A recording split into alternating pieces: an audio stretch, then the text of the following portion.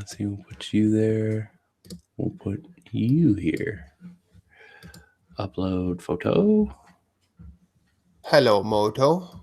NGR logo white 1. Save. Update. Upload. NGR white banner 2.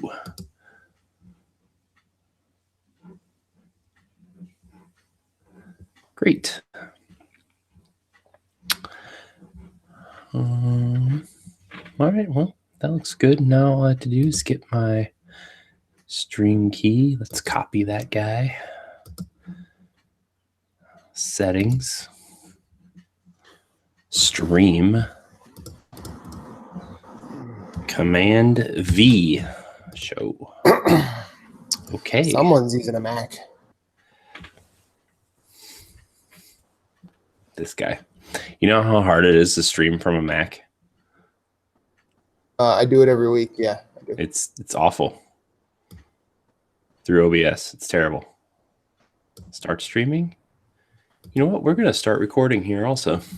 All right, that's cool. That way I don't have to edit it and I can just throw an intro on and throw it up. Although I do. Marshall's in the chat. He says streaming tutorial. I mean, yeah. Or he's in the YouTube chat and says, if there's going to be someone's going to have to look at the Twitch chat, I guess now. Yeah, I could do that. Maybe. It's just you and I. We're gonna have our hands full tonight. Oh, and incidentally, how are you, Jason? Hi, Jason. Talk shows and podcasts. Okay, yeah. That's what we are, right? Talk shows and podcasts. Sure. But we are not streaming the Game Awards 2018 watch along. No. Gone Rogue episode 148. Dude, our listenership is up 31% week over week again. Awesome. Man. No diapers and streaming right now for Jason. Oh, Papa Hood.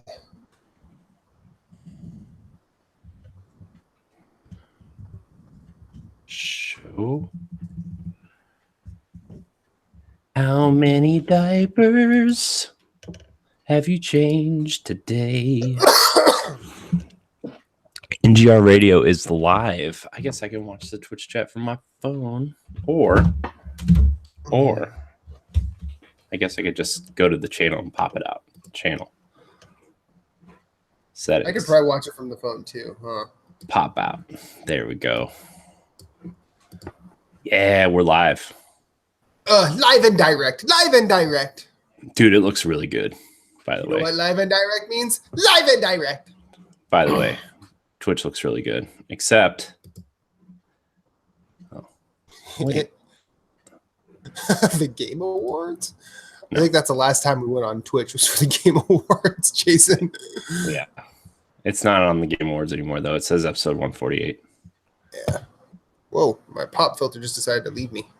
Oh, Aegis Defenders is free. Games with Prime. Aegis Defenders. Why don't I know what the hell's going on here?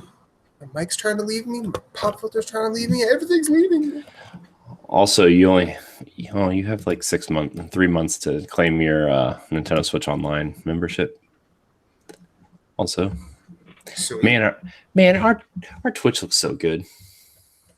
That's pat yourself on the back, dude. You did all that. Nah. I do need to change all of our buttons though, because they're all like. Marshall picked up Aegis on limited run for Switch. Yeah. Nice.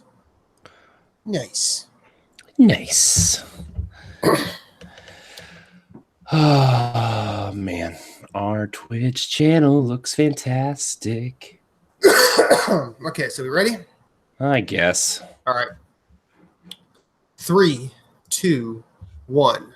Remember when we were driving in your car, speed so fast, felt like I was drunk. City lights lay out before us, and your arm nice wrapped around my shoulder. And I had a feeling I belonged, and I had a feeling I could be someone. Be someone. Be someone. Welcome to Nerds Gone Rogue, episode 148. My name is Matthew Keel. I'm at Infinite_Rewind on every social media platform you could conceive and imagine in this known universe. Alongside me, only our fearless leader, the double legend himself, Corey Dirick. Say hi, Corey. Hi. So we are Nerds Gone Rogue. We go live on YouTube, now on Twitch, every week, Monday nights, usually around 8:30. We're at 8:40 tonight, but between 8:30 and 9 we try to start.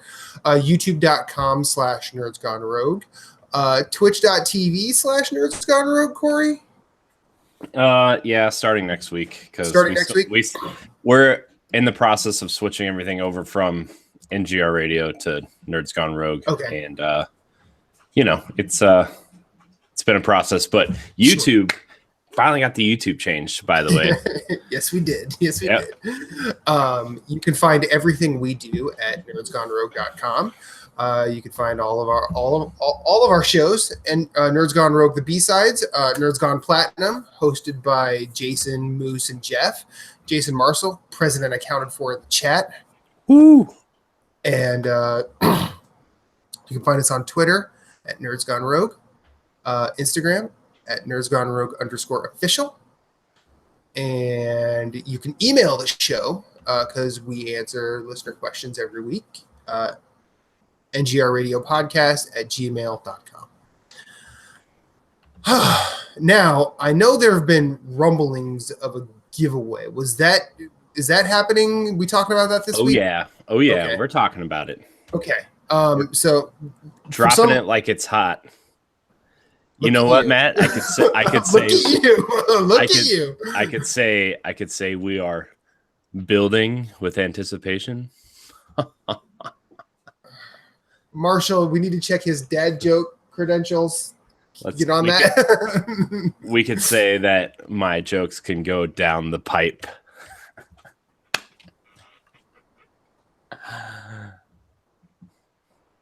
I'm very proud of myself. I guess. So we are going to give away a Nintendo Switch exclusive. It's a little known title called Super Mario Maker 2. Hey, Jason Marshall says A+, so all right. Well, he will know. He will know. Dad joke approved.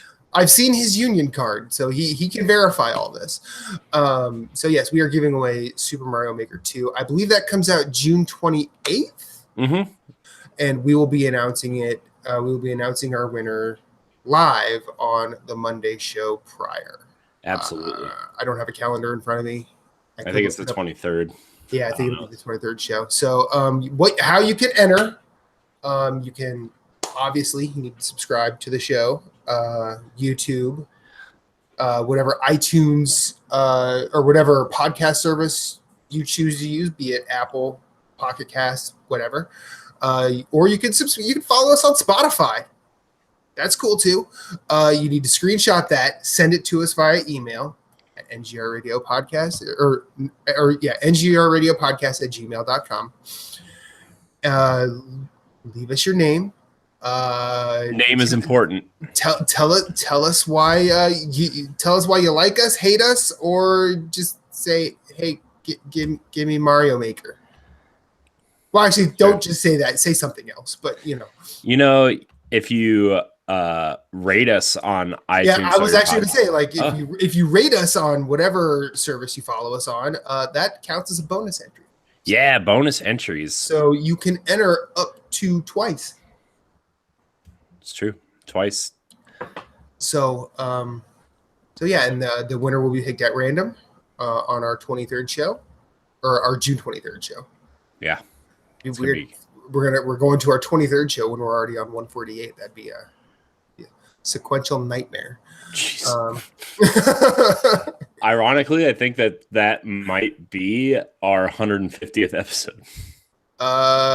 What is it? It's the third now. No, it's our 151st episode. It's our 151st. Yeah. Yeah. We've been doing this a bit. Numbers. And see, the funny thing is, like, we are, and before we get into game time, like, we are a week away from E3. That is also true. And none of us have mentioned talking about E3 in the past couple weeks at all. I mean, I guess we could probably armchair some predictions, but I honestly, personally, I don't really care to this year. Yeah, look, I know like that's like a big thing, and I'm sure Platinum's going to do it, and I know we did it a little bit for our NX show. NX show. Yeah, we did it a little bit there, but I don't think, like, you know, we always try to, every year we've done E3 predictions and game of the year stuff, and like, I don't know if this show really needs that anymore. You know what I mean? Like, we have the shows that do that, and like we can talk about like what we're excited and what we hope to see, but like, I don't think here's our 5 predictions for E3. You know what I mean? Like, I even expounding on that a little bit, I find myself completely not motivated to predict anything this year. Yeah, I personally, like, I think I like doing that, but also we're at the end of a generation, and we know that, like, Sony's not going to be there. We know that a bunch of people aren't going to be there. We know Square Enix is taking Sony's place.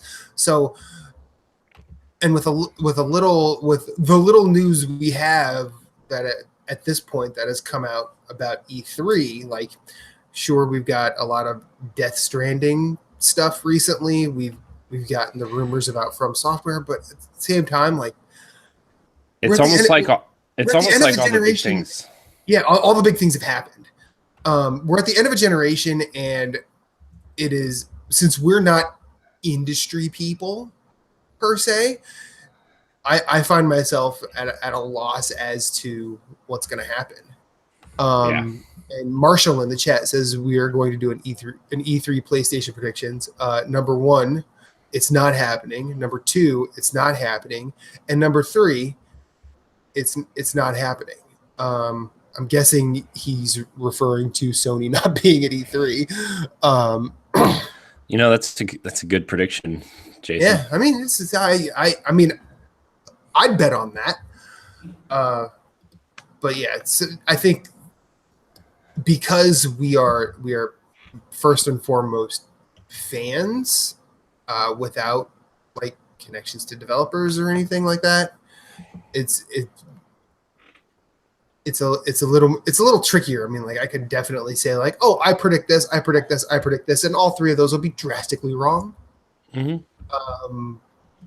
But I also like to have at least something to go on, or at least a target to aim at, if you will. Yeah. And like, the thing is like, a lot of people are trying to speculate, like, Xbox, for example, has 14 Xbox, Xbox Game Studios games, but last week we rattled off 10 games that'll be there, right? Yeah. I mean, everybody's like, oh man, there's like 10 unannounced things. I'm like, no, there's like 4. Because you got Halo Infinite, Gears 5, but then you got to remember Gears Pop is an Xbox Game Studios game for phones. You got to remember Gears Tactics is a PC-only game by Xbox Game Studios. Forza, not announced, but it comes out every year like clockwork. Ori and the Will of the Wisps. Yeah, which we know about, which I'm excited to see stuff from. Yeah, that's odd for someone who does not play Xbox. Like, I'm excited to see stuff from that. So. Yeah, the Minecraft mobile game that they just announced, Minecraft Worlds or something, I think. The Minecraft dungeon crawling game. I mean, that's Battletoads.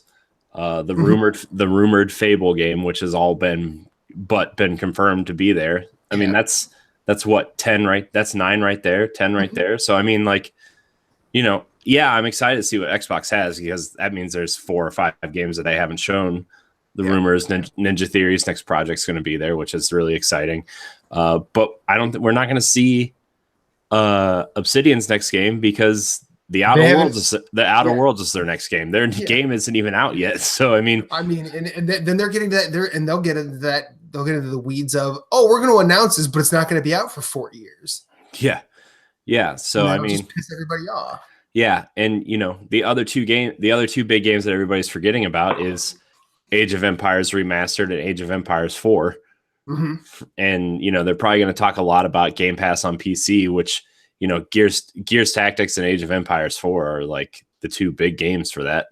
Yeah. So I mean, another game possibly that could be part of that is Halo Reach Remastered, because it's coming to the Master Chief Collection. Yeah. So I mean, I don't think that is one of the games, but there's a lot of ways that they could word that to make it sound like something is new and exciting, and it's just some stuff we already know about. So Yeah. not that I'm like trying to put down the Xbox excitement or anything, because I'm really excited to see what the 3 or 4 games that they haven't announced are, right? But a lot of people are pointing at a Banjo revival right now, because there's a couple stores that have put up merchandise for Banjo, Mhm. like previously unreleased merchandise for Banjo, like shirts and collectibles and stuff. The other thing is they're pointing at a new Conquer game. So, I mean, that would be really cool to see. Sure. But I mean, I think this late in the life cycle, I don't know if that's really likely, especially if they want to push those franchises, except for the simple fact that Xbox has started to put games on Switch now. Or Ori and the Blind Forest and Ori and the Will of the Wisps are two games that are heavily rumored to be coming to Switch day and date of Will of the Wisps Xbox debut. Nice. And then there have been a little bit of rumblings about Banjo remasters coming, the 360 remasters coming to Switch as well. So Which there's I a lot. I would like to play those games again. Yeah, those games are great. So I mean, there's a lot that we could see happen, but I mean, those aren't really predictions. Those are just like, those are things that we could be excited for, Yeah, those are things that enough people are talking about to the point where they might actually know something. Yeah. And that's, it'd be great. It'd be great to just sit down and just repeat all that, but I think we're better than that. Jason Marshall in the chat, he wants an awesome Xbox show to give better competition to Sony. And I think that I agree with him, because the more we have them sort of trading punches. Well, Xbox show was great last year. They didn't really show anything first party wise that we didn't already expect, Right. I wasn't trying to say that. No, I know what you're saying. I was just saying last year was like a great show, but like Moose said, the Xbox show was a great show to see what you guys were playing on PlayStation that fall. That's true. And Assassin's Creed was a big one last year, and the big thing right now is like the big Watch Dogs leak today. Watch Dogs Legions, which you can play as any NPC in the game, I guess, is one of the leaks, which is kind of interesting. Okay. So, I mean, there's a lot of cool things that seem to be happening, but it's all stuff that like, oh, we're going to get out ahead of E3. So when it comes for E3, people can just see like more hands-on stuff or whatever. Yeah. I don't know. I mean, more so this year than any E3 since I've been a podcaster, we'll call it. I'm actually just interested to see what I don't know about. Like and I know Marshall's in the chat. He could probably correct me if I'm wrong. You could probably correct me too. Sony hasn't talked about doing a state of play for E3 yet, have they? They said they were going to have one in June, okay. But that doesn't necessarily mean that could be next week, right? Yeah. Because there's something happening on Wednesday. I don't remember what it is, but then Bungie is having their own kind of presentation for Destiny on Thursday, and then I mean, there's stuff going on all week next week, and it's the week before E3. So, yeah, I mean, obviously the one I'm most excited for is Nintendo, but this is kind of the first time we already know everything Nintendo's putting out the rest of the year for the first time in a while. Yeah. And like it would be really weird if they tried to stuff more into that. But then again, they did they did seemingly a 5-hour Smash Brothers direct last year. That's true. That thing went on forever. But the thing is, everybody's freaking out now because GameStop and Best Buy listed 22 unique SKUs for Switch this fall, and it's like, what is it? You know, I mean, I know Luigi's Mansion, Animal Crossing, Doom, are not available for pre-order yet, so that's 3 of them. But what's 22 unique SKUs? That's and Switch games don't really get collector's editions here. So, you know, it's man, Astral Chains, I think, is another one that wasn't. But I don't know, man. There's a lot. If Nintendo tries to add anything else this fall, they're just cramming stuff in. I mean, I think there's a lot of. I mean, I think if they're going to cram anything, it's going to be indies that are already out other places. Yeah. But what do I know? Yeah. Marshall in the chat also says there's a rumor that that State of Play was the Last of Us 2 reveal, which I'm not sure that you can reveal that any more than they've already revealed it. But it'll probably be like I mean, it could be like the Death Stranding thing they did last week. Like a release date trailer or something like that. He said that's rumored for February now as well. Mm-hmm. Yeah. But, yeah, I heard that. Actually, while we're on this train, how about that Death Stranding, huh? Yeah. It almost looks like a video game now. I can't believe that it's coming out in 6 months. I'll do you one better. I can't believe I actually want to play it. I didn't even watch any of it because I don't know. There was a moment like towards the end of that, where just for some reason everything that I had seen up to that point clicked, and I'm like, I get it. I want to play this game now. If you wanted me to explain it to you, could not do it. I could. It was one of those things that, like, for some reason, I inherently understood what was happening, but cannot articulate it. So, but yeah, I actually want to play that game now. So good on you, Kojima. You made me do a 180. So I mean, I think Death Stranding is crazy and wild and just it's gonna be. I mean, let's be honest. It's going to be a Kojima video game. Yeah. So, yeah, I don't really know what else to say about it. I hope people enjoy it, and if it gets, decent reviews, I will check it out. But I've tried to play every Metal Gear game. I've tried to play Zone of the Enders. I don't know, especially Metal Gear 5. Like, I tried to play it, and I just didn't enjoy what I was playing. I think it's because by the time I started playing it, I was so used to how Gears of War and the Division felt mechanically that my muscle memory wouldn't allow me to enjoy the mechanics of that game, yeah. Which, I'm going to try. I want to give that game another shot. 5? But yeah, because for everything I hear, it's like kind of exactly what I want out of a game. But Marshall says Kojima's name alone doesn't sell me. And, to me, like, I respect everything that guy has done. Mm-hmm. Like, I think he is a visionary and like a really interesting figure in the video game industry, but I kind of agree with him. Like, I've never really been a fan of his games. And I think that's okay, but yeah. I still respect what he does, and I hope people enjoy Death Stranding. So do I. I hope since I'm actually interested in paying money for it, like, I hope I can walk away from it, at least the same way I walked away from a game like Far Cry New Dawn, where, like, yeah, I played that, I'm glad I did. That's about where it ends with Far Cry New Dawn. But like, I'm of the same mind. Like, Hideo Kojima's name alone doesn't kill me. I think it makes me look at what he's doing, sure,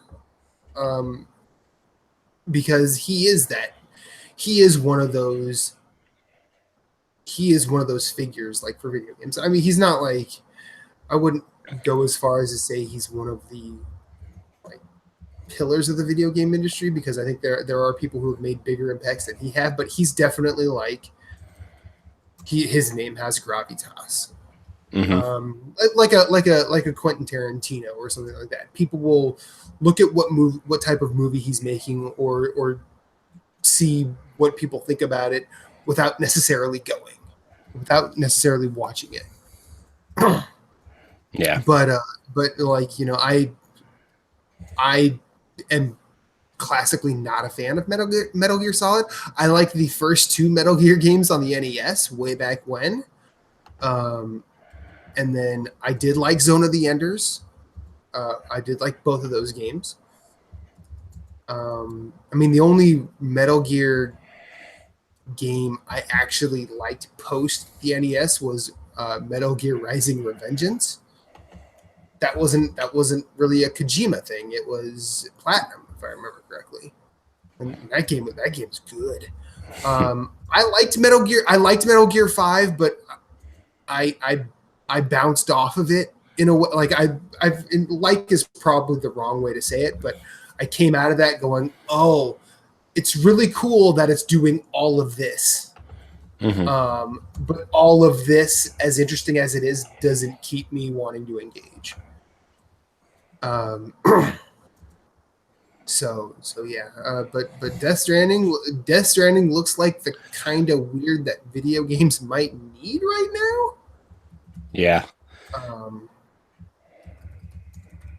And I am interested in seeing, you know, how it goes. I'm not going to get like any super silly collector's edition or anything like that, but you mean you don't want the baby in the glass bottle for $200? No. Are you sure? Yeah, I'm pretty sure if I got that, Reba might leave me. Or she might say, wow, you're going to be a good dad someday.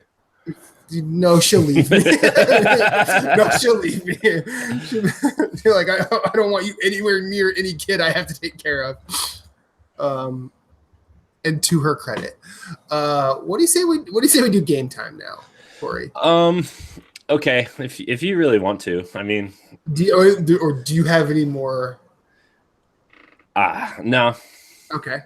Have you been playing anything? Yeah, I've actually been playing a lot of games. I was waiting for it to go, nah.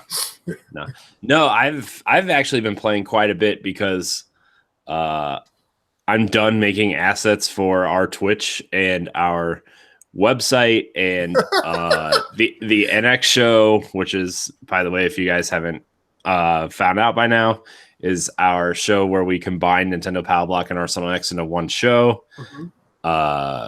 So there's that. I'm done making assets for that for now. So I've actually had some time to do things. That's cool.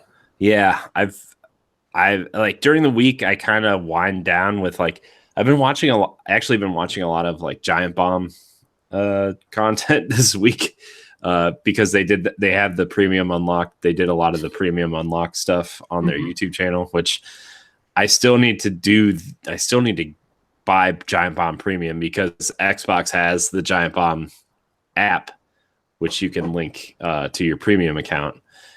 So I need to do that at some point in the next couple of days. But I've been watching the Die Another Friday or his James Bond thing, which is really funny.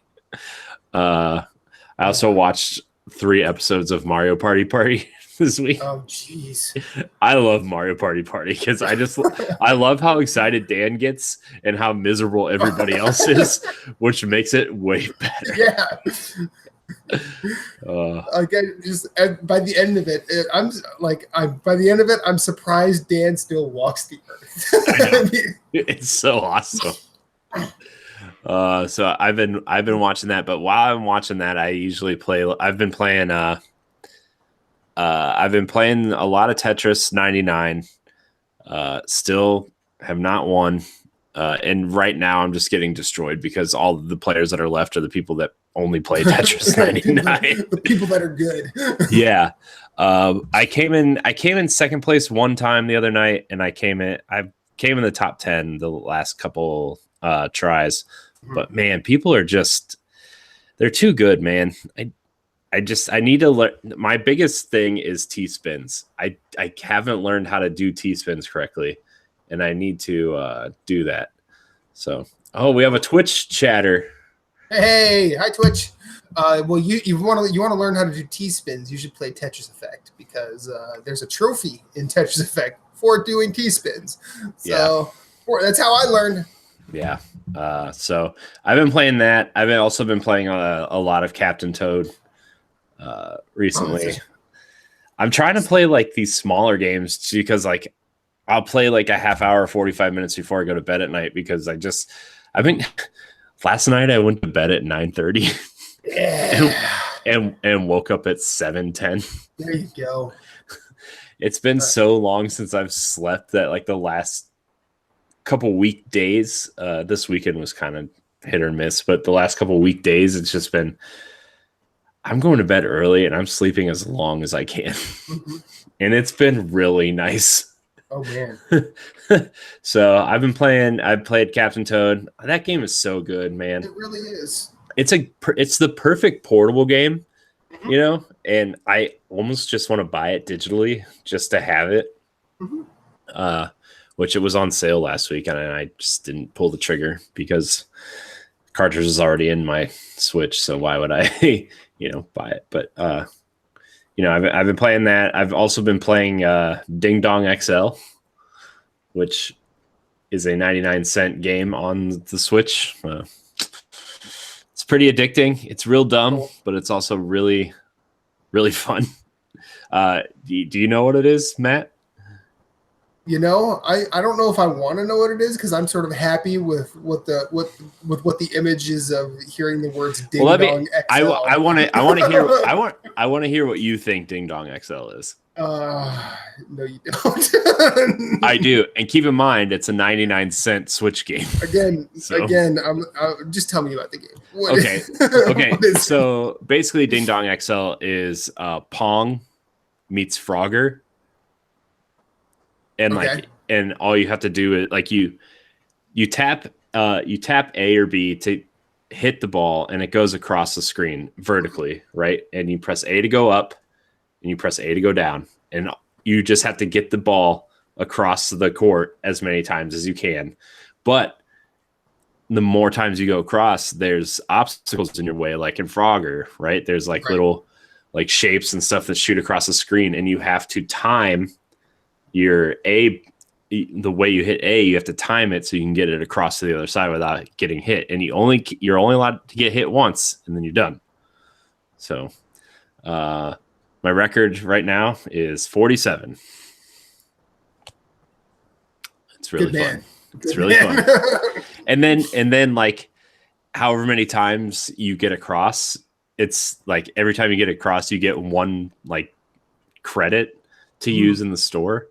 And like you can save up for different logos or different colored balls or different, people's like the IGN logos in there for some reason. So you can buy that. You can buy the kind of funny smiley face. There's a dog in there that you can buy, and that's the object that you hit back and forth across the court. So like you can save up and buy those types of things. So been playing a lot of that. I've also been tapping back into Dead Cells. Okay. Because Dead Cells is a fun video game. It really is. I still suck at it, but I've been playing it, and Dead Cells is still good. I'm debating on whether or not I should buy the DLC just because I have not even beaten the base game yet. So, but other than that, I started playing Destiny 2 again. because the season of opulence is starting tomorrow, actually. So Season of opulence, does that mean the drop rates are gonna be wicked increased?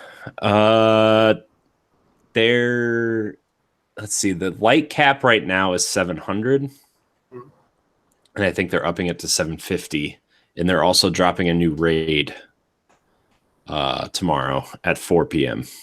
So of course I haven't raided since last year, but it's fine. 2 years actually, almost 2 years, which is fine. I don't have time to do it anyway. But the new raid, they've since Forsaken launched. This is actually the third raid they're launching. So, which is really interesting. In these, I've been watching some of the raids on YouTube, and they're actually like really intense, which kind of makes me happy. I don't really raid a lot anymore because it would just stress me out. So, I've been playing that and trying to grind. So I've also been playing a lot of battle royale games. Been playing Blackout with Jesse, Apex with Jesse. Cool. We almost won an Apex the other night, but just can't get that win, man. Look, when you're lifeline and you're going up against a whole another team, you're not gonna win. I mean, not with that attitude. I tried, but playing some Blackout also. Blackout's really cool. The Alcatraz mode is really cool. It's basically your team gets like 10 respawns and then you're done. And obviously last team standing wins. So I also tried Dauntless, which is the new Monster Hunter-ish style game. Yeah. Boy, it runs like poop.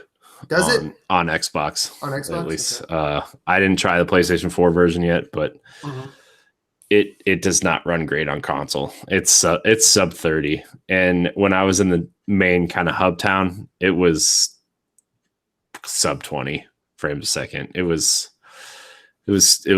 kind of bad. So, but I mean, I want to try it because I actually played Monster Hunter World a little bit just to compare the two, and let me put it this way. I think you get what you pay for in terms of those games. And as cool as Dauntless seems and the art style looks cool, the art style almost looks like Sea of Thieves meets Fortnite a little bit. I like the art style. I think it's really cool. And the fact that they got full crossplay working in the main hub world, it was Xbox, PlayStation, and PC all in the same hub world. It was really cool to see that, because like when you're in there, when you're in the hub world, they actually have the logo of what console you're playing on next to your name, which is really cool. So like I was walking around with an Xbox logo next to my name, and I walked up to somebody and it had the PlayStation logo next to their name, and I waved at him, and he jumped away from me because I think he thought it was, I don't know, weird. And then I don't know. And then I walked up to somebody and it said PC, and I was like, this is really neat. I hope games get to do this more, because this is cool. I wish Destiny would do this. I wish Call of Duty would do this. I wish, anything that had a multiplayer attachment to it would be, I wish they would do it, because it was really cool to see. Marshall in the chat, he's loving Dauntless. He disliked Monster Hunter World greatly. It's fine. Yeah, I loved Monster Hunter World. I still want to go back and do more of it. Iceborne will probably bring me back. But I love that game. I haven't tried Dauntless yet. I do need to. What else you playing? I think that might be it. I think that's. Oh, I actually played a little bit of Overwatch this week too. Okay. Their anniversary event's going on, and man, that's a good game. It really is. I always forget that these games exist. Like I played a little bit of Halo 5 also, and I'm like, man, these games are so good, and I just don't have time to play multiple shooters, Yeah. I'm struggling to play Apex and Call of Duty at the same time. Like I wish I had time to play Halo and Overwatch too, but You know, it's hard, man. It's really hard. So yeah. Like I know people that, you know, play games to write reviews, and I'm like, I don't know how you do it. I know. Like when you're not getting paid, or when you're either not getting paid for the review or getting paid very little, and you have to work full time, and you have external adult obligations to sort of maintain, like it's difficult. It really is. Yeah. So that's kind of all I've been playing. I have a list of games that I want to start. Oh, I also played Assassin's Creed and some Borderlands, but you know, I how much more can I say about those games? I mean, we've talked about Borderlands ad nauseum on this show, and I've been playing Assassin's Creed Odyssey for 6 months at this point. Yeah. I'm 50 hours into that game, and I just I'm nowhere close to being done. Every time I get on an island, I'm like, okay, here's my list. I do all the sync points. I go and unlock the ship dock, and then I will go and do all the question marks before I even start any of the missions on the island. Yep. So, that's how you play Assassin's Creed. Yeah, and I'm like, man, I can't play this anymore. This is a nightmare of a checklist. Yeah. You know, if I was playing games 14 hours a day, sure, this would be great. But no, when I maybe play 14 hours of games in like 2 weeks, this is not great. Ubisoft and their map vomit is not always conducive to people with lives. I know. Which is sad because like if I was like 10 years younger and single, Assassin's Creed would be my jam. Yeah. Right. Well, you'd have it done in a week. Yeah. You know, and I need to focus on like the main missions now, because like I really wanted to platinum it, but the way you platinum that game, it takes like 80 to 90 hours. And I'm like, and that's with like going for the platinum and not doing everything that I've been doing. So yeah, I love that game. I think it deserves all the praise in the world, and it's fantastic to play, but boy, is it a big game. So, but that's probably enough for me. Man, I actually played a lot this week. I was actually pretty proud of myself. You did. Good for you. Yeah. So what are you playing this week, Matt? I have 2 games to talk about. One, I have finished Sekiro 3 times this week. That's awesome. I finished it for the first time on Friday, and then right as I got off work Saturday morning, I went home and started New Game Plus, blew through the first half of it. And then overnight, I finished it and then went through New Game Plus again. And now I'm on New Game Plus 3. That game is really good. I'm going for the platinum. And I just figured instead of save scumming for the endings, I would just actually do them. Bagel just showed up. Hi, buddy. Come here. Come here. Bagel. Come here, buddy. It's okay. It's okay. Say hi. Say hi. Hi, Bagel. Bagel. We exhausted him yesterday, so he's like looking at me with half open eyes going, why are you awake? I'm working on my final ending in Sekiro, and I have to finish leveling up all the skills and getting all of the prosthetic tools. That game's really good. I'm currently working on putting together a spoiler cast with some folks. I'm hoping to have details on that before the end of this week. We will see how that goes. The other game I played is definitely a change in tone. It's a little indie game called Gato Roboto, published by Devolver Digital. I forget the name of the actual developer, but do you like the original Metroid? Me? Yes, I love the original Metroid. Do you like cats? Do I like cartoon cats or like real life cats? Like a cartoon cat. Yeah, they're fun. Okay.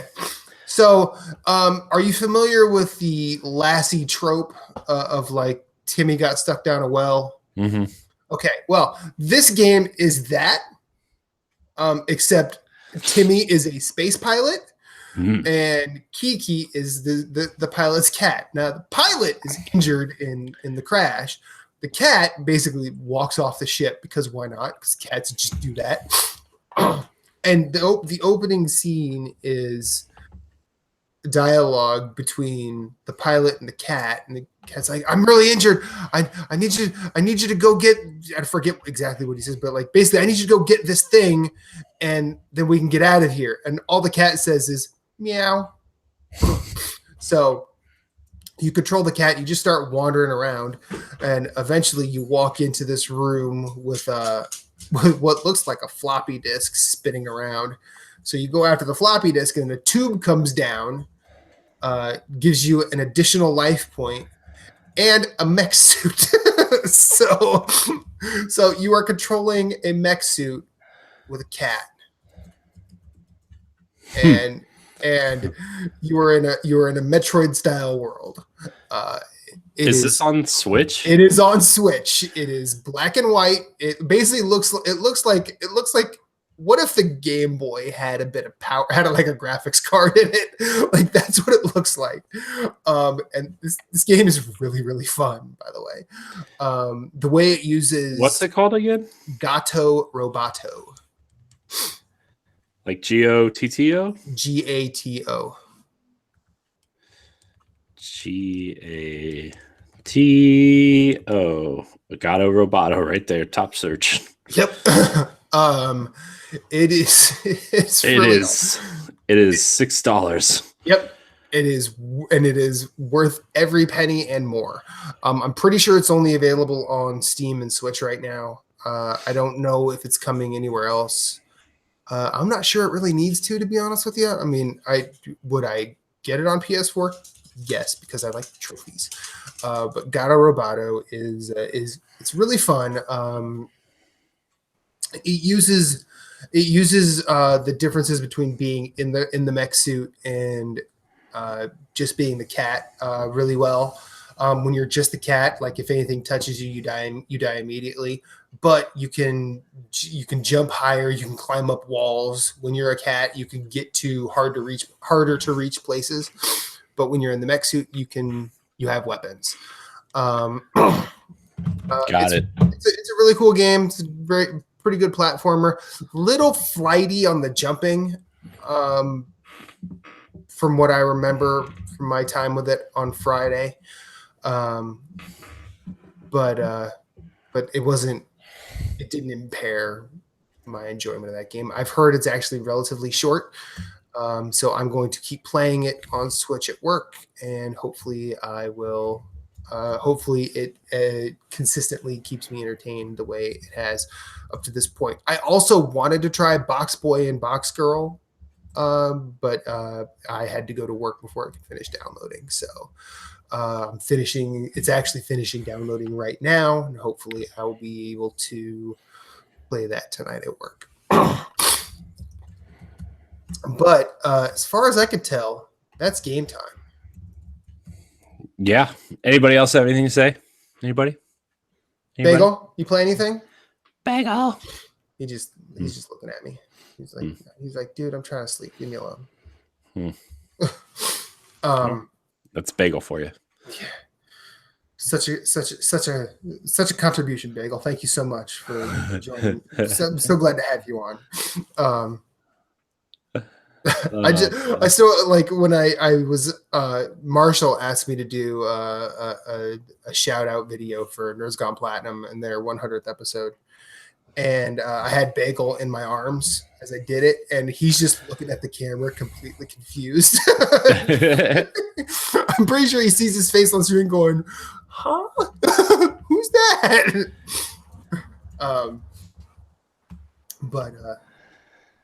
But yeah, so no contribution, Bagel. Oh, come here. Okay, what do you got? You got anything? The Quiet Man. He's playing the Quiet Man. Are you playing the Quiet Man? Is it problematic for you as it was for everybody else? Yes, it was. Yes, it was. Interesting. It doesn't use the point of view of deaf people very well, does it? No, it does not. It actually speaks about them pretty pedantically and stupidly, doesn't it? Yes, it does. Yes, Oh, it wow. does. My foot started itching real bad, so I started scratching it, and my leg is randomly bleeding. Awesome. I mean, not really, but do you need to go take care of that? Nah. This will be good. This will be good content if I bleed out. Okay, cool. Want to see someone possibly die on air? Hey, you came to the right show. Yeah. So we've got listener questions. That we do. We have a bunch of them. We're gonna have to save Deshaun's one question for Phillips when he makes his return. Deshaun put us to work again, and we're all the better for it. So first up, Oliver Locke.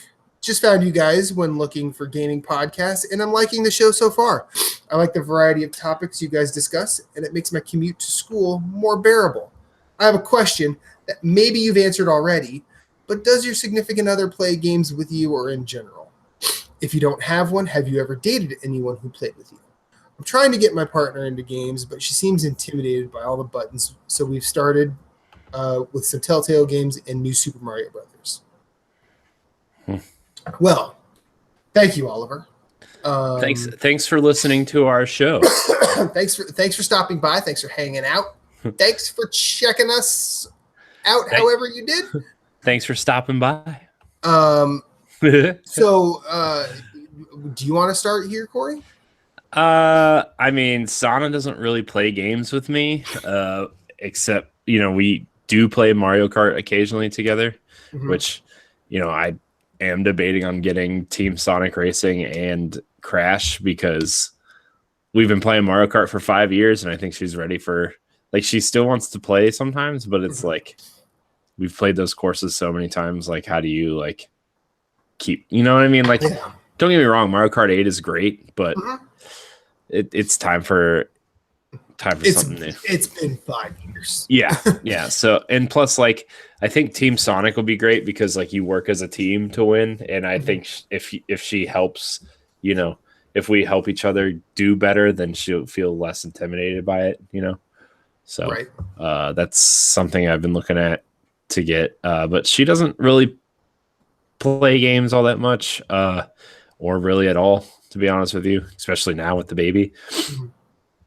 I mean, and as for the second part of that question, I've really only dated one person who played games, but didn't.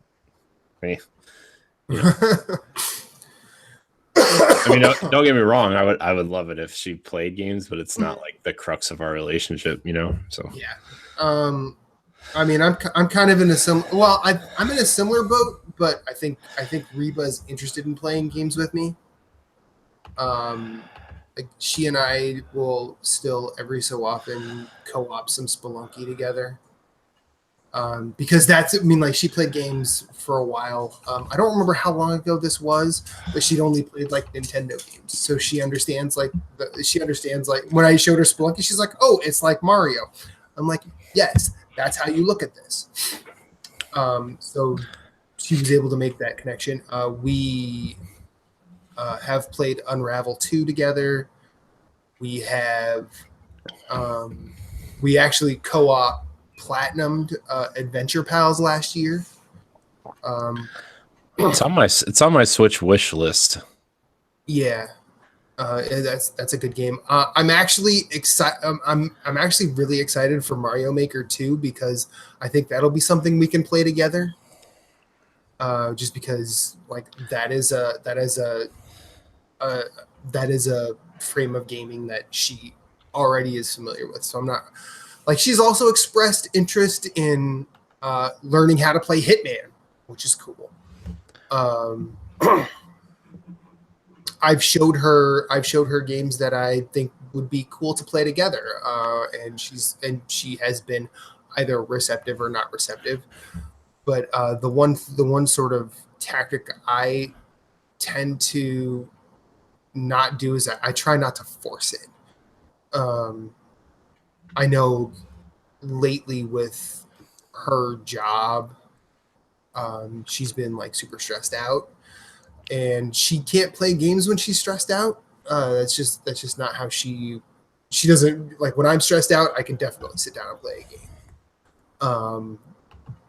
But that's not how she deals with it. So I can't really make her. I have dated people that have played games. I didn't really start till after my divorce.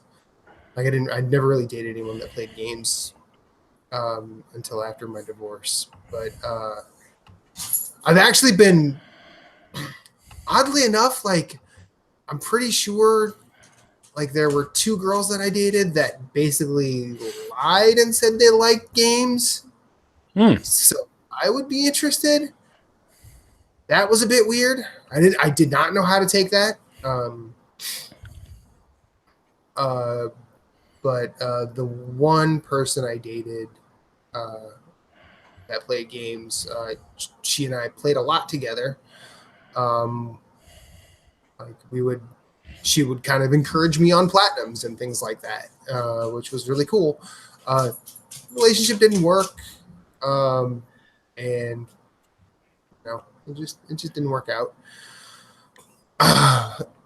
But yeah, I'm also like you. It's that like video games do not have to be one of the main. I think Oliver's like this as well. Like he would like his partner to play games, but it's not like a necessity. Mm-hmm. It was also it was also a lot easier for us to like sit down and like try before the baby, you know.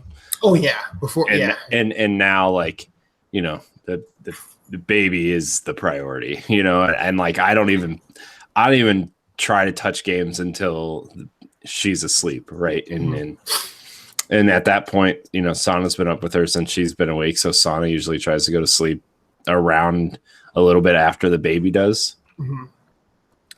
And we spend some time after the baby goes to sleep, but at that point we're both like so tired, I just want to go to bed. So and that's where the switch comes in for me though, because I'll lay in bed for like a half hour, 45 minutes and just play it while we watch TV or something, and then I'll just set it on the nightstand and flip over and wait for my alarm to go off at 7 a.m. So but yeah, I mean yeah, look, games are a good time, but they're not the end all be all of a relationship. Trust me, if that's I'm not saying that he's like in this type of relationship, but if you're looking for someone to play games with you and that's all you want, maybe I don't know. That's yeah. Yeah. Please rethink that. It's one thing if that's something you want, that's okay, but you have to understand that you as a person are multidimensional, and you're going to there is going to come a time where you'll recognize that you have different needs other than video games. Yeah. And when those needs aren't getting met, that's when you start becoming less amicable to deal with. Yeah. And I'm saying that specifically based on me. I mean, just because there was shortly after my divorce, like when I had moved into my apartment, like all I did was come home and play video games. But then I realized, oh, wait a minute.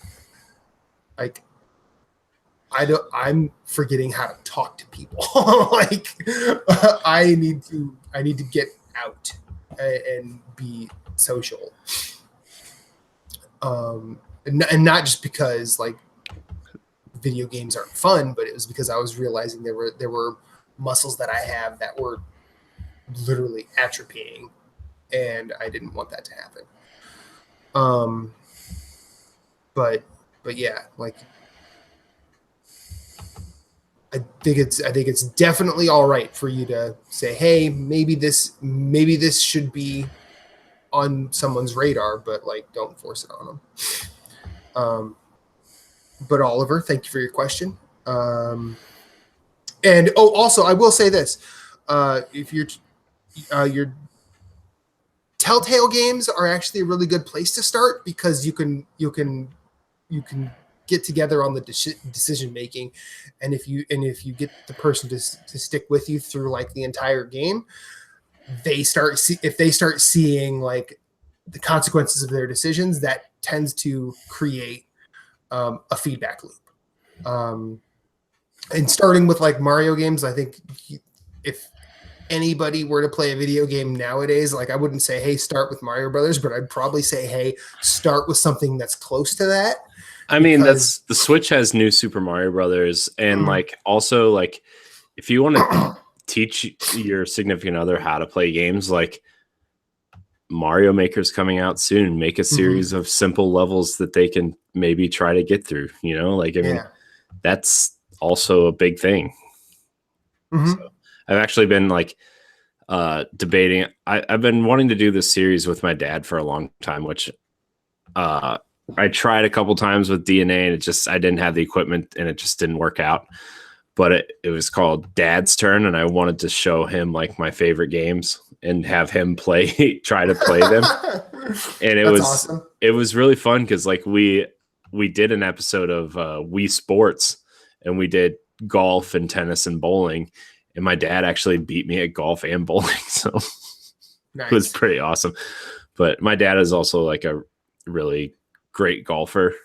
Okay. You know, or at least he was in like his younger years. But so that kind of explains that. But I'm just seeing this message from Marshall in the chat. Get Team Sonic, read my review tomorrow. So I'm guessing he's writing a review on nerdsgonerogue.com for Team Sonic. So check that out tomorrow. Okay, so I think we can move on. Unless you had anything else. No, I'm good. Let's keep the train rolling. I'm gonna go to Sam Halls next, just because Deshaun wrote us another novel of questions. We'll save the hard work for last. And I feel like this is something we've tackled multiple times recently, but I think it's always an ongoing conversation. Sam Hall, how do you manage your game purchasing decisions? Oh God, do you ever skip buying games you really want to play? Oh yes, I've skipped like 10 games this year I really wanted to play. Yeah, I skip a ton. I think we could probably focus this on like what would we skip? I skipped Days Gone. I skipped Rage 2. I skipped what was the other big game earlier? I would have skipped like Crackdown, but it was on Game Pass. So, by the way, if you own an Xbox and don't own Game Pass, there's something wrong with you. Yeah, it's like $10 a month, right? Yeah, and they were selling 3 months for $1 like 2 months ago. So it's $10 a month. You get access to games. Yeah. So plus they just added something really big to Game Pass. Void Bastards is on Game Pass. Where is it at? There's so many games on Game Pass right now. It's just that game I want to play. Yeah. Void Bastards looks so good, but I don't have an Xbox, don't have a PC. Ashen is on there. Alien Isolation just got added. All the Batman games are on there. The Darksiders games are on there. Every Xbox published game is on there. Fallout 3 and 4 are both on there. Cool. Forza Horizon 4 is real good.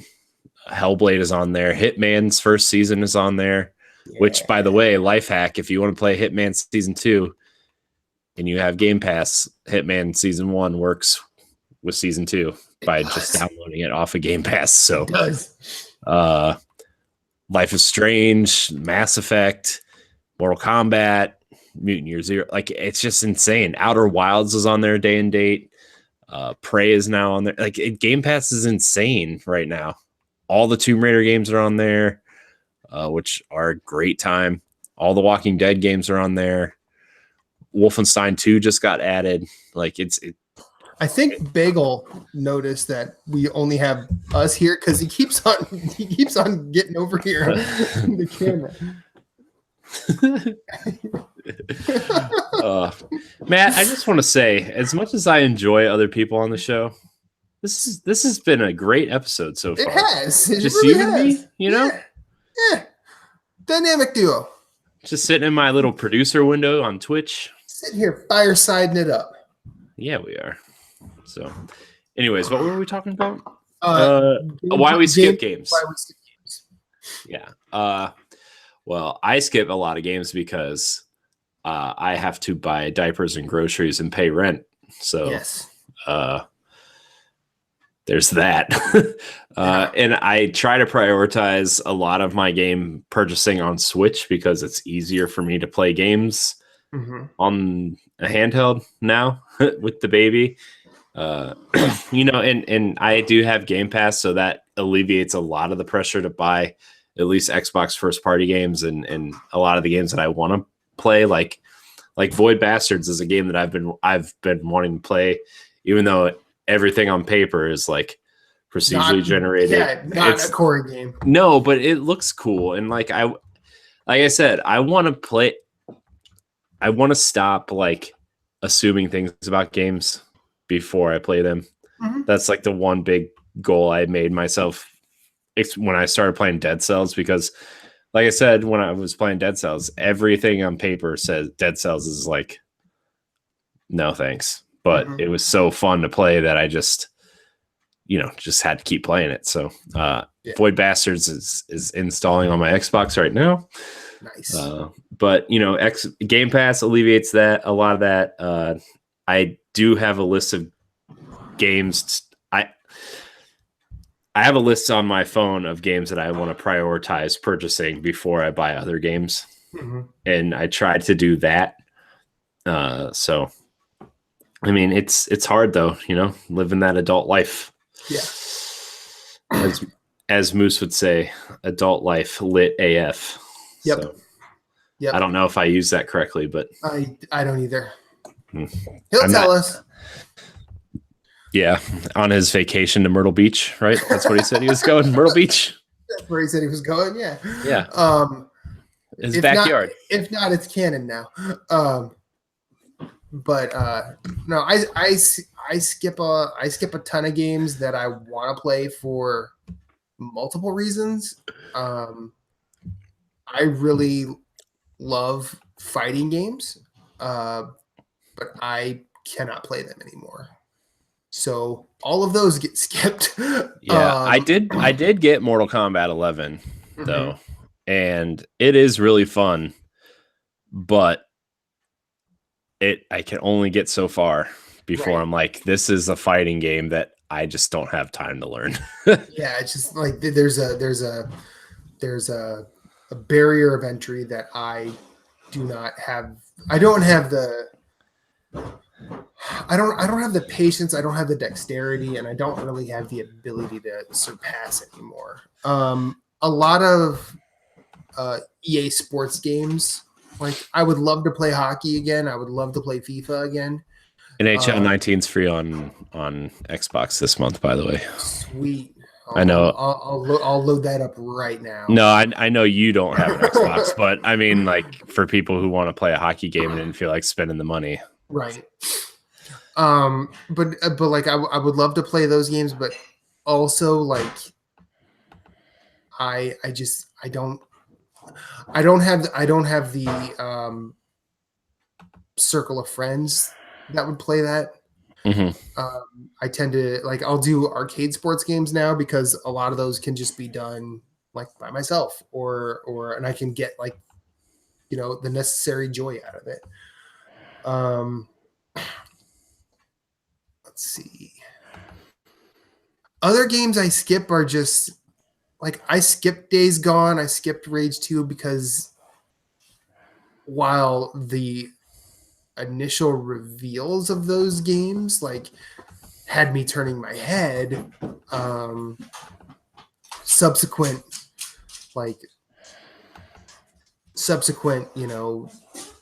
news or coverings of them kind of made me go, I don't know.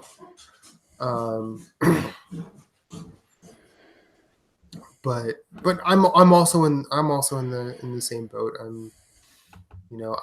I have to pay rent. I have to pay bills. My partner and I are trying to save money for trips, and we're working on wedding planning, things like that. So there's there's a lot of obligations I have to attend to before I can say, hey, I'm going to get this game. I've actually been a lot better about that this year than I have been in previous years. Mm-hmm. Mainly because like I've basically done things in a way where I'll buy like AAA games, I guess we'll call it, and I'm basically creating a backlog for myself. That, and I know backlog is usually a dumb thing because you're just like, oh well, everyone has a backlog, but I'm creating it in a way that like if I finish what I want to play now, that's where I go. Like Devil May Cry 5 is on that list. Resident Evil 2 is on that list. And those are things that I will play, like that I bought when they came out, knowing that I will play them. And I think that's my prime judge. Like I will play this for sure. Like I pre-ordered Borderlands 3. I will play that when it comes out, no doubt. Mm-hmm. I picked up original Borderlands Game of the Year edition because I know I'll play it. I mean, I play it now, but I will play it. And like I know Moose and I have gone back and forth about me, like basically saying like I'm not going to buy games next year, and I think I'm going to continue doing what I'm doing now, but just to a stronger degree next year. Yeah. So, like, do we know new consoles are coming out next year? Do we know that? I mean, the rumor right now is PlayStation in the fall next year, and the new rumor is Xbox's new console might be coming in the spring of next year. Yeah. So, I mean, which another rumor is that the Xbox One X might be a backdoor, console for the new Xbox. What does that even mean? Like it's like how there's the Xbox One X and the Xbox One S. Yeah. The Xbox One X might be the S version of the new consoles via a firmware update.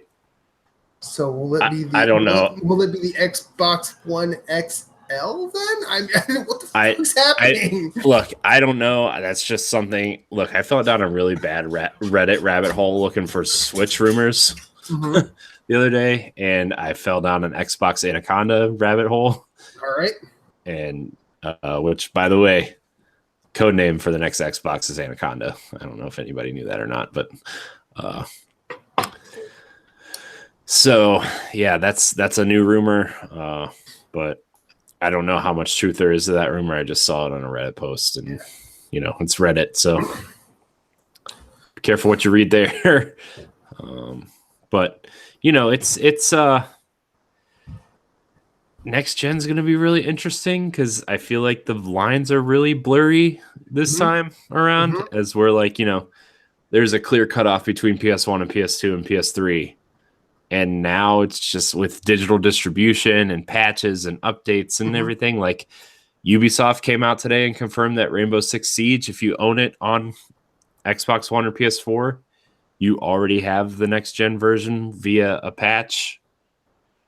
So fucking smart move, Ubisoft. I mean, like that's the area we're in now, where like these consoles are basically just going to be updated like PCs instead of, a console. So, and then obviously Nintendo is just, doing whatever they want, like normal. So, and just to further expound on Sam's question, like it's easier for me to manage because I only have 2 platforms. I know Corey has all of them.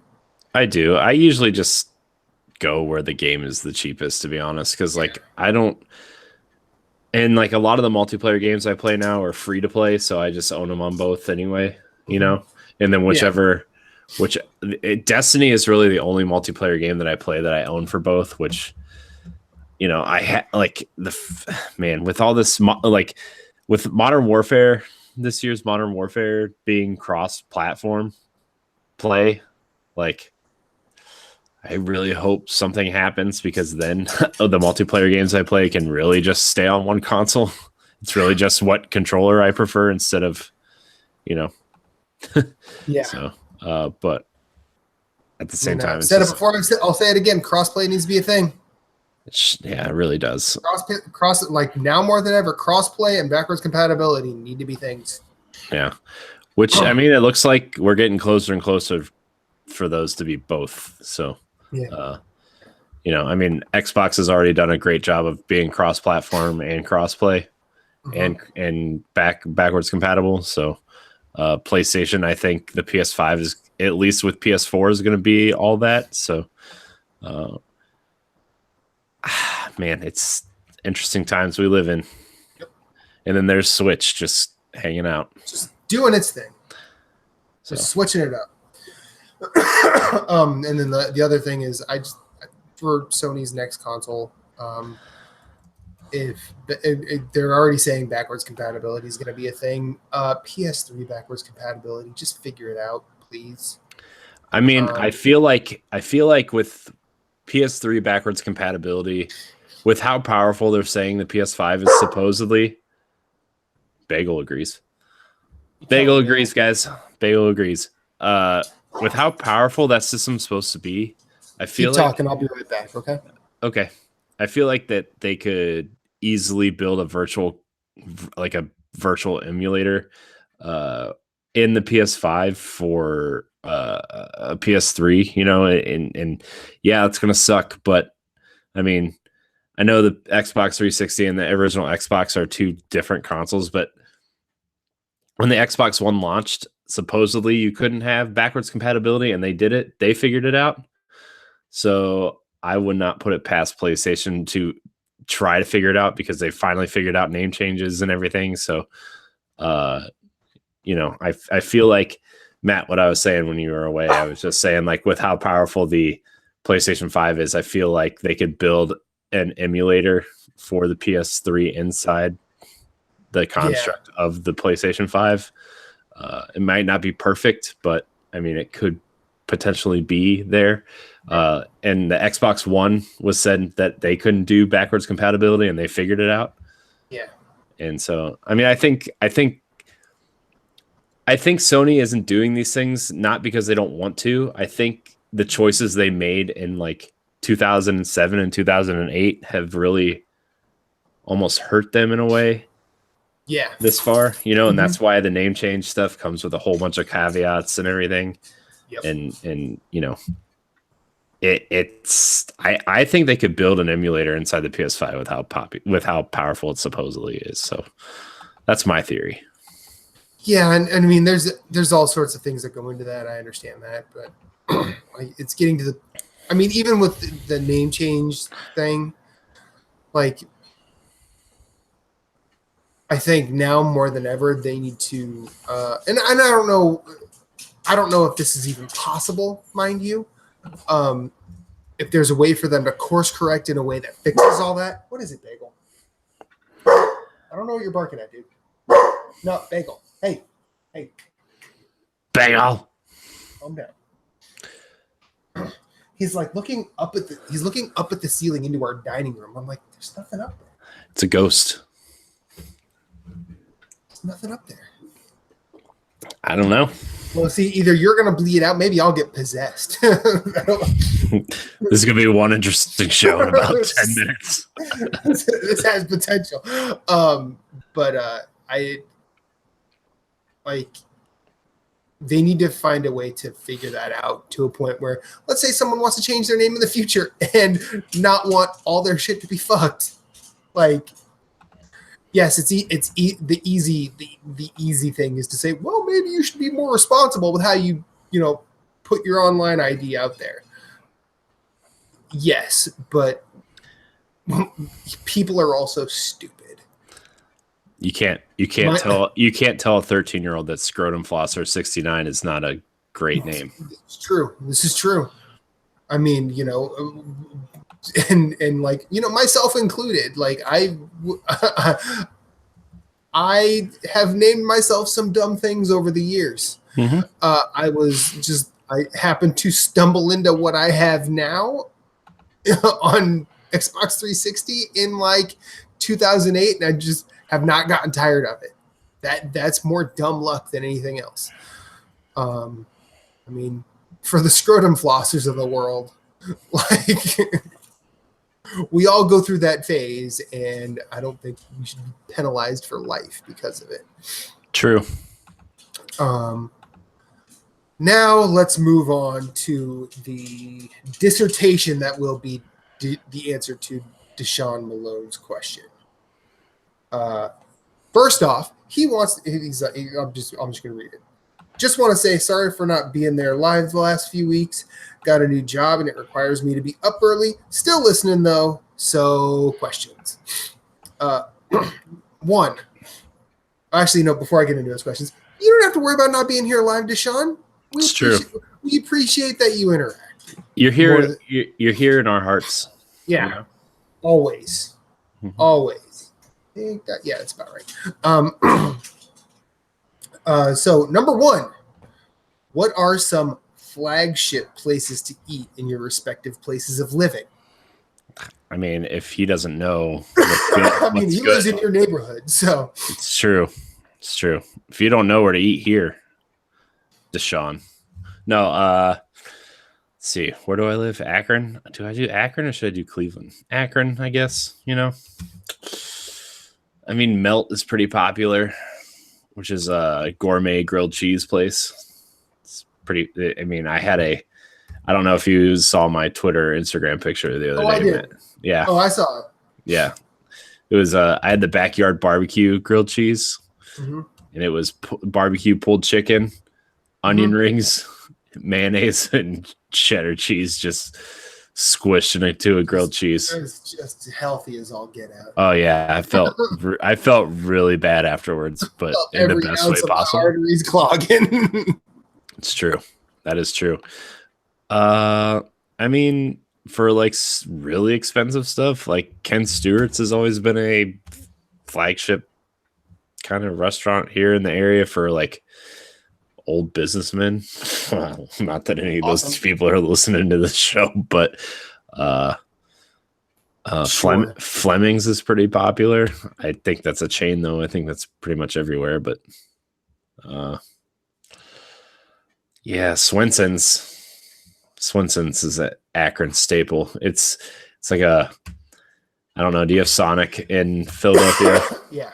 It's like that, but like hole in the wall, delicious, awesome. Cheesy tots. Awesome. Let me tell you, I don't really care for Swenson's, which is probably like anybody that lives in Akron is probably gonna find me and murder me now. But it's nice like when my wife needs something that like greasy and just gross, Swenson's is her top choice, and a lot of other people's. So the Galley Boy burger is everybody's favorite. It's like 3 meat patties and pickles, cheese, sweet, onions, and mustard and ketchup and mayonnaise, and they just squish it down into a burger, and it's messy and greasy. Nice. Because they butter all their buns and then they grill them, but the top still has a bunch of butter on it. Awesome. Yeah, they have to stick a toothpick into the burger so it stays together. That happens in a lot of burger places. I know, but this is, it's not to look fancy. It's to keep the burger together. Like you're keeping this toothpick in there. Yeah. So, but yeah, I mean, that's kind of it here. There's nothing. I mean, there's some places downtown, I guess, like Crave is pretty good. It's like this hole in the wall, fancy restaurant place. I think that's kind of it. Cafe Brico is pretty hipster, I guess. I don't know. Well, here I will spotlight. I'm going to spotlight a bunch of places. Half of what I'm going to mention is places you should not go. Ooh. Like Philadelphia is pretty famous for cheesesteaks. They are? Yeah, believe it or not. When you come here, there are people will list off 4 places that are the definitive cheesesteak places.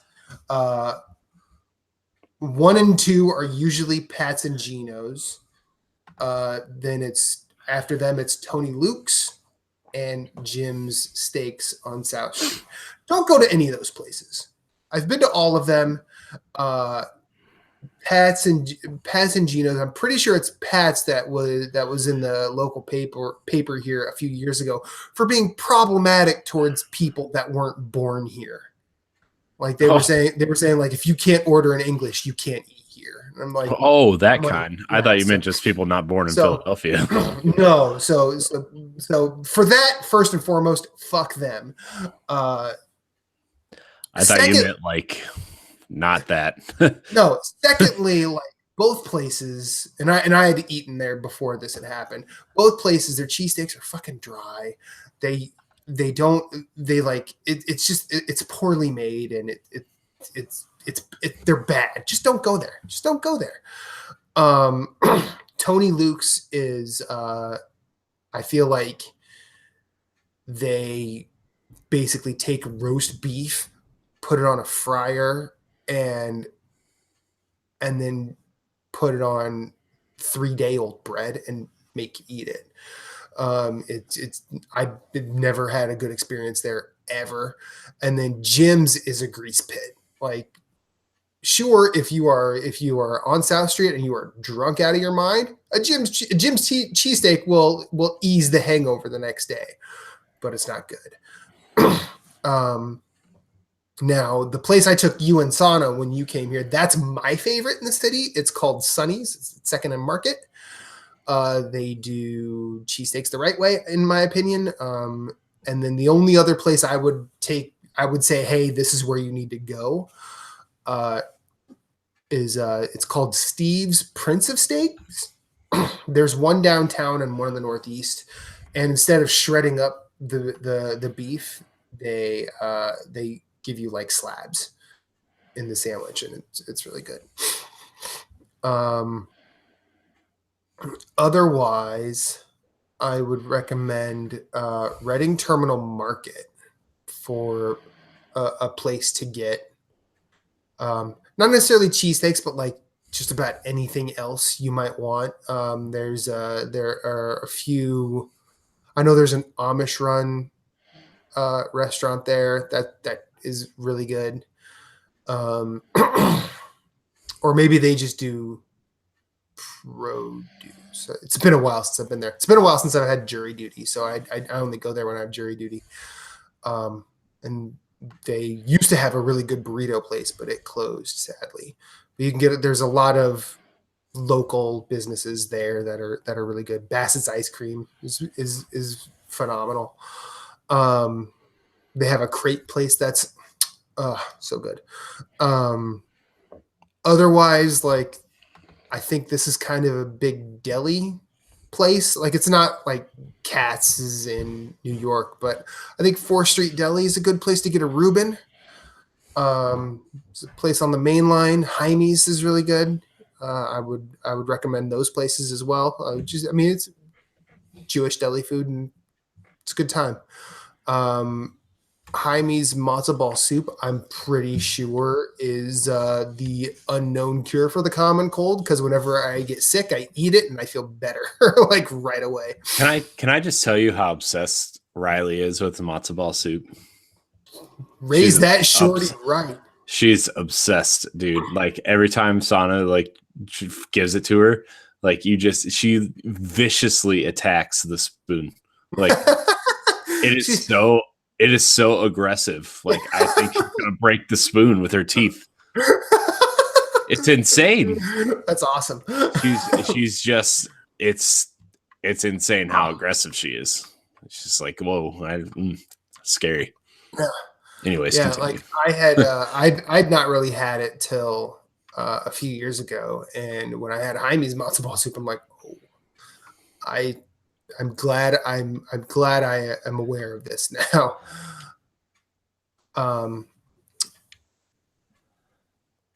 And Marshall's in the chat. He says, I can confirm this suggestion is spot on. I'm assuming he's talking about Sonny's or Steve's. I don't know about. Yeah, I assume he's talking about somewhere where you took him because. Well, we only went out for a drink when he was in town. Oh. Like, he and I had old fashions. It was great. Did you wear your Mad Men suits? No. Oh. No. By the way, I know I'm the resident TV and movie guy here. Okay. But Mad Men is a fantastic show. I love that show. I never did. Oh man, I was hooked the first episode. I loved it. And I don't like TV. I don't like those type of shows. But man, I was hooked. I don't know why. I think I like that time period, and I'm like really into old school advertising and everything. And like it just sucked me in, man. Like aspects of that show I thought were cool, but like overall I didn't think that I didn't see what the big deal was.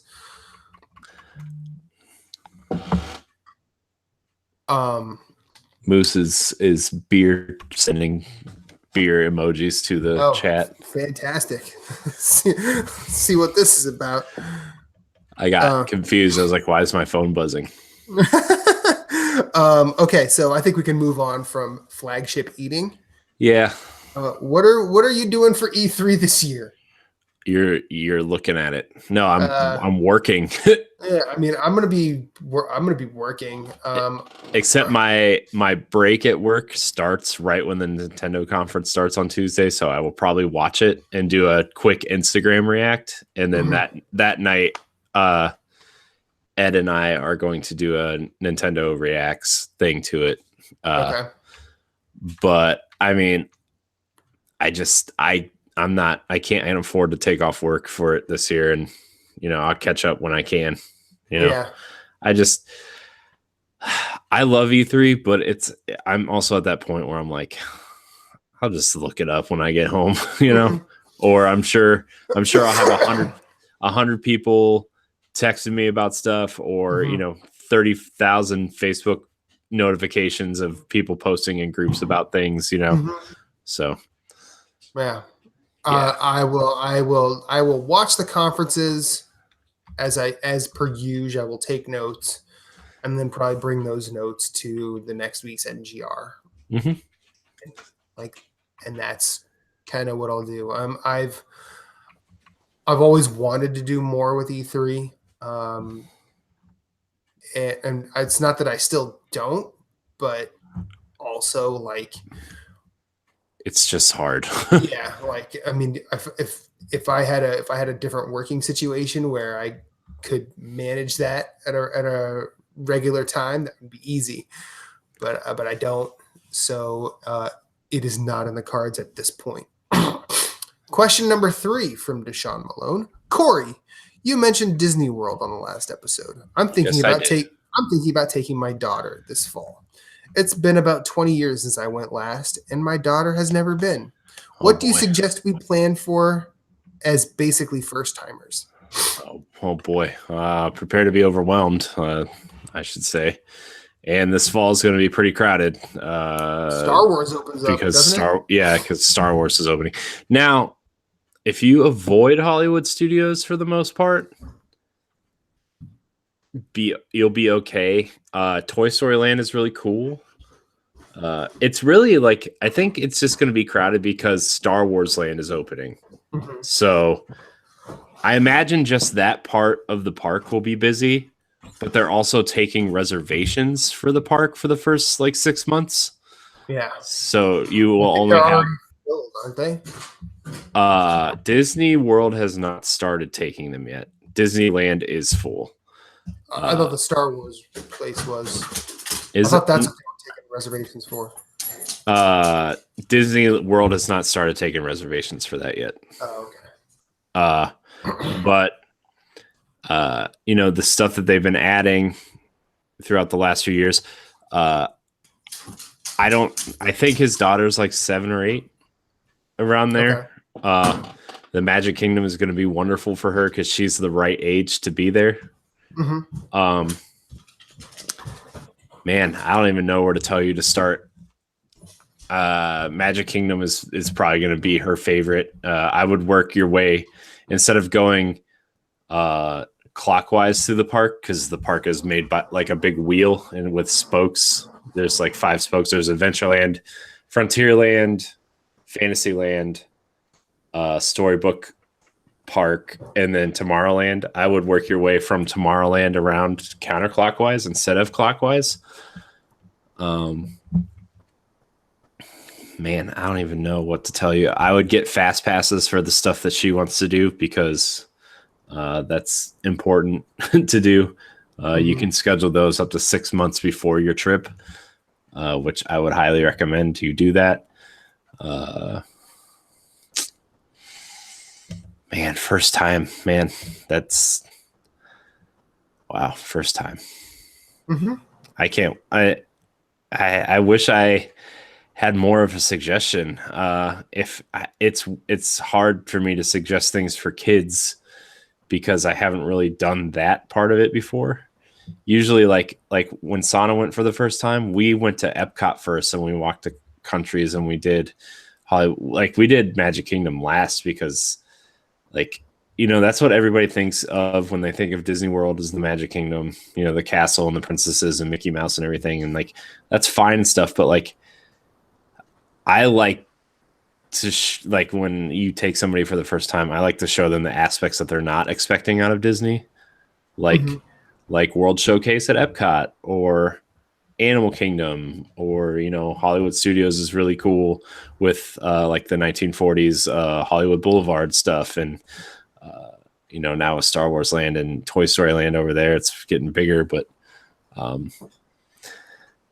for like, if you're taking your daughter for the first time, I would suggest really hitting the Magic Kingdom, and I would get a fast pass for the Snow White mine ride, which is really cool. I know this is odd and it's old, but I would say get fast passes for Peter Pan, because that line is always an hour and a half long. Always, always, always an hour to an hour and a half. It doesn't matter what time of year you go. If she likes roller coasters, they're not too bad there. Even if she is a little afraid of them, they're not terrible there. Space Mountain might be a little bit scary for her. Man, it's so hard to like think. I would also, if she likes, which I'm sure she does, Frozen, I would get fast passes for the princess meet and greet stuff, because that line fills up instantly. Yeah, man. I see they've already added stuff since I was there last. So like I don't like the Avatar stuff is new since I've been there. Toy Story Land is new since I've been there. So man, I hope that helps. Counterclockwise through the parks always, because everybody always goes through Adventureland first. But Pirates of the Caribbean is a good time, by the way. Splash Mountain, also a good time. Splash Mountain is a good time. Fast pass for Splash Mountain. I did not like Space Mountain. Space Mountain is a little rough. Now, I always thought there was supposed to be more to it than just a roller coaster in the dark. Disneyland, there is. Disneyland Space Mountain is different from Disney World Space Mountain. Okay, because Disney World Space Mountain was just a roller coaster in the dark. Yeah, Disneyland, part of it goes outside. Part of it goes through water, which is really interesting. Like I was expecting some sort of like galactic sort of motif. Nope, it was just dark. Well, next year they're adding they're closing it next fall, I think, because they're putting a Star Wars theme around it. Oh. And they're changing it to Hyperspace Mountain. So okay. Yeah, I know. But Also, if you go to Epcot, there's not really a lot for there's not really a ton for kids to do there, but No, there's really not. the frozen boat ride is pretty good. The Mexico boat ride, never a line there, highly underrated. It's really fun. I would actually suggest you go through the Living Seas with Nemo and Friends, because that aquarium is really cool. It's free with your admission to the park. So plus you get to sit in it's like a clamshell kind of ride, kids ride, to get into it, which is really cool. Journey into Imagination is one of my favorite rides, although like it's kind of been she's not going to know anything because it's all based around like Honey, I Shrunk the Kids and Flubber and like all these movies that nobody really remembers that weren't born in the 80s or 90s. Plus they're going to close that down and redo it and bring Dreamfinder back, which, you know, a lot of people might notice the little purple dragon that sits around my desk and stuff. Figment. Yeah. He's the best Disney character of all time, in my opinion.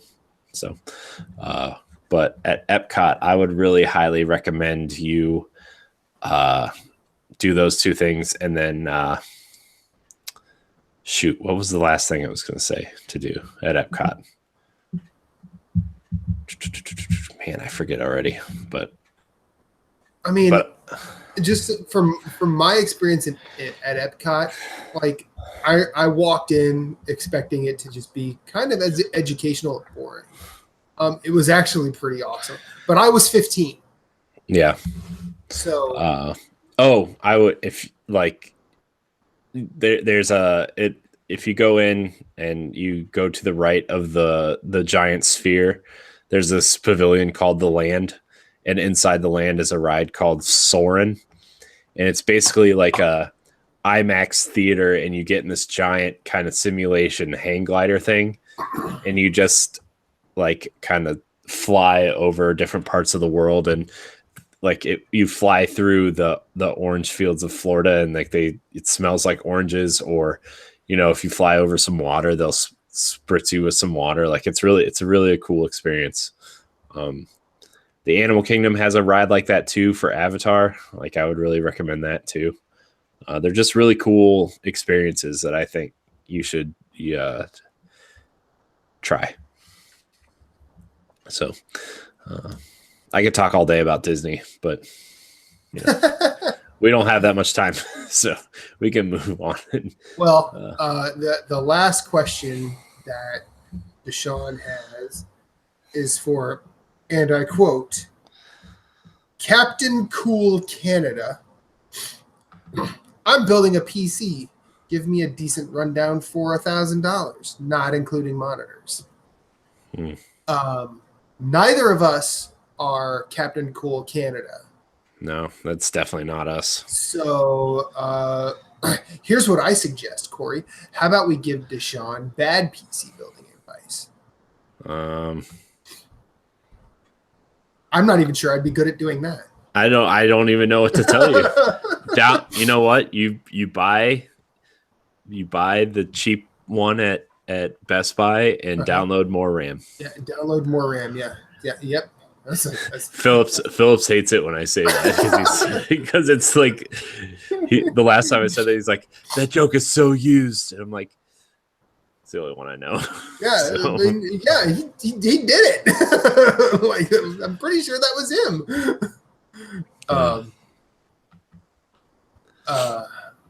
So yeah.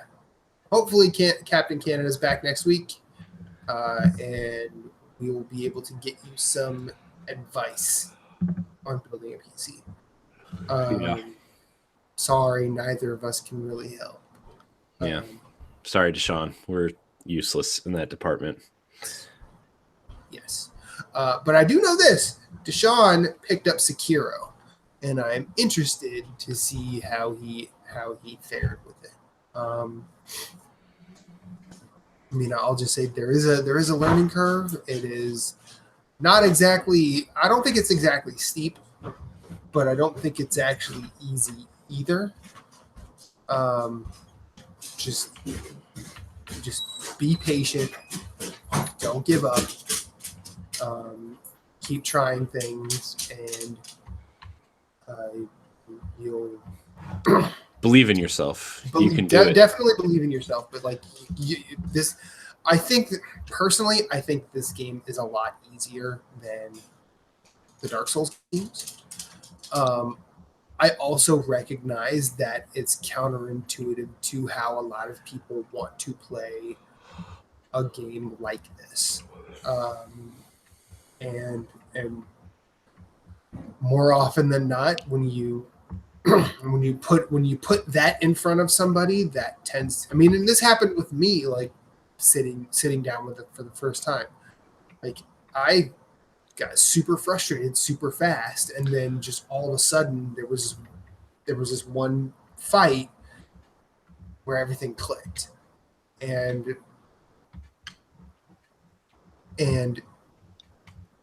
even though like it still took me a little bit to get through that fight, I was like, oh, well, the reality is each time I'm dying here, I'm learning, and each next time I'm getting better. But that character, like the person I'm fighting or the thing I'm fighting, is not. So just remember, you're always getting better. The game is not. But yeah, no. And I hope you enjoy it. I hope you stick with it, and I hope you're able to get really far in it, because the game is amazing, and I hope to have details on that spoiler cast soon. Yes. So that's all our questions. That is all of our questions, and we are 7 minutes early. That is also true. You watching the NBA Finals, Corey? I am not. Yeah. Okay. Yeah, not really. Yeah. I mean, it's it's fine. Warriors are back. Who cares? I kind of feel like my excitement for the finals were when the Cavs were good. I mean, that's your team, though. That's yeah, of course. But like if like Cavs didn't even make the playoffs this year, so like I haven't even been paying attention to the playoffs, except for the simple fact that like turns out San Antonio looks real bad for getting rid of Kawhi Leonard right now. Yeah. Yeah. So plus like Sonic couldn't give two shits about basketball, so we've been watching other stuff. We've been watching the show called Catastrophe on Amazon, and we just finished that show. It's really funny. There's 4 seasons, but there's only 6 episodes a season. Okay. But I don't know. Did I talk about this on this show before? I think I know you've mentioned it. Yeah, it's basically about this American guy who gets this Irish girl pregnant, and he has it's that one. Okay, yep. No, I remember it. Yeah, and he has to move to London to like I mean they like each other, but they got married and had a kid, and like they end up having a couple kids, and he moves there and he has like a real crappy job, and like it's pretty much people's life situations like that go horribly wrong but turned into a comedy. Mm-hmm. It's really good. It's really funny. If you have Amazon Prime, you should watch it. It's pretty funny. And the way they make fun of each other, like they love each other and hate each other so much at the same time. Nice. It's just so funny. And every time they like fight, they get like real horny, and then they end up just like having sex. Kid? Yeah, pretty much. It's just real good. So no, I am watching the finals to the best of my abilities. I'll give you about 4 minutes of sports talk. I still think it's going to be the Warriors in 6. I think the Warriors have enough to overpower the Raptors. I think there was a big talk like game 1 when the Raptors beat the Warriors, and they're like, well, I don't know. Maybe the king is dead. I'm like, Steph Curry didn't have a great game, but no one else did either. Yeah. And how many times in the finals Steph Curry had a bad game and they still beat the Cavs? Yeah, a lot. But like, here's the thing. Like, I think if the Raptors could bank on that consistently happening, it would be way easier for them to think about winning. Mhm. I just like Steph Curry can have 5 bad games this series. He can have 5 bad games, but I guarantee you, Klay Thompson won't. I could guarantee you, Draymond Green won't. And I mean, apparently, I did not watch Sunday night's game because I was in a secure hole. But apparently, DeMarcus Cousins sort of made a pretty big impression there. So, or at least that's what I heard, or at least that's what it seemed to me on the little I saw of the coverage around it. So that's another thing they have to contend with, and possibly the best player on the planet is going to come back this series. So, I think if it were going to be a full series without Kevin Durant, I think the recipe for success for the Raptors would be relatively easy. But if Kevin Durant comes back, I don't see it. Yeah, I don't really see it either, to be honest with you. But in other sports news, the Champions League final happened this weekend. And it was 2 English teams. It was a team I have a soft spot for versus a team I used to be a pretty big super fan of. And Liverpool won their 6th European Cup. Congratulations to them. 2-0 over Tottenham. And I only watched highlights. I didn't see a lot and I watched a bunch of analysis on it. Apparently, like it was industry standard as far as a final goes, and the better team won. So with that, I think we can call this a show. Yeah. This has been episode 148 of Nerds Gone Rogue. I apologize, listeners. Corey just left, so I'm going to I guess I'm closing this out myself. This has been episode 148 of Nerds Gone Rogue. My name is Matthew Keel. You can find me at infinite_rewind on every social media platform you choose to engage with. The co-host tonight, Corey Dierig, double legend himself. You can find him everywhere. I closed the wrong window. That was my bad, everybody. I was like, man, I think I could do this. All right, here we go. You can find him at Corey in HD 713 on Twitter, and Corey in HD everywhere else except PlayStation, where he is Rogue Spartan 4. Moose, you can find him hosting Nerds Gone Platinum with Jason Marshall and Jeff Glasson every Tuesday night. I know that they've told me they've been talking about going to Discord. I don't know what their live situation is, but from what I know, it's usually between 8:30 and 9. I think there's a way to have like a video feed go live on Discord, and then they stream that to YouTube, I think. Okay. From what I've heard through the grapevine, I don't know. So it'll still be YouTube, right? Yeah, they're still on YouTube. It's just 8:39 youtube.com/Nerds Gone Platinum. Yeah. If I'm wrong, correct me. This is normally Moose's. This is what happens when Moose leaves. There's no way to know. There's no way to find out. I mean, there are ways. I'm just lazy. So no, there's no way. They're gone from the internet. The only way to get there is through Moose's magical powers. You want to watch my podcast? I better be there. Welcome. I'm at Myrtle Beach drinking beers. I'm down in Corey's like there's no tomorrow. Can I make a Nerds Gone Rogue shirt that says Moose went to Myrtle Beach and all he got me was this t-shirt? Yeah, definitely. Yes. Definitely. I will sign off on that. but you could find him hosting Nerds Gone Platinum with Jason and Jeff.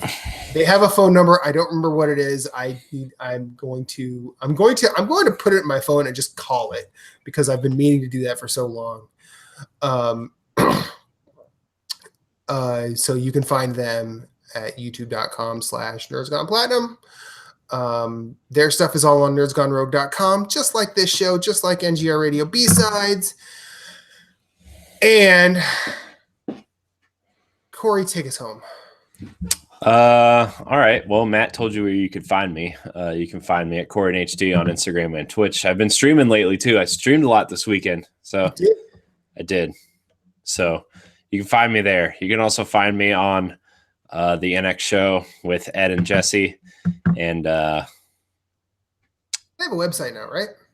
Yeah, it's codenaменx.com. I don't know how much use that's going to get, but there's gotta start somewhere. Yeah. So, but you can also find that show on nerdsgonerogue.com. So.